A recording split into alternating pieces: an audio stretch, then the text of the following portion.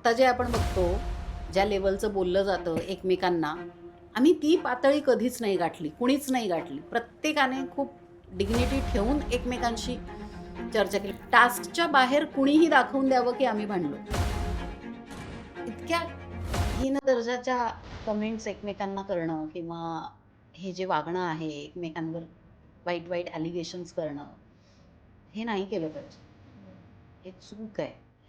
आणि तुम्ही खूप भांडता म्हणजेच तुम्ही खूप स्मार्ट आहात किंवा तुमची बुद्धिमत्ता खूप आहे असं नाही दिसत. तुमच्या भांडणातनं ना तुमची ॲक्च्युअल पातळी कळते. बरं. त्या सीझनमध्ये 2-3 मुली ज्या पद्धतीने भांडतात ना सगळ्यांशी, म्हणजे आपल्याला तोंड दिलंय म्हणून बडबड, बडबड, बडबड, बडबड करायचं. मी खूप बडबडी होते.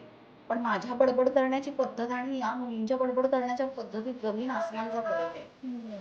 सो काही मुलींचं लोकांचं वागणं नाही पटत आहे. इथे टास्क करताना नाही भांडत ही लोकं जास्त. टास्कच्या व्यतिरिक्त जी 24 तास यांची बडबड चालू असते. बापरे! जे काही धिंगाणा घालत असतात. हेच सांगेन, की शेवटी हा एक गेम आहे. इथून बाहेरही पडायचंय.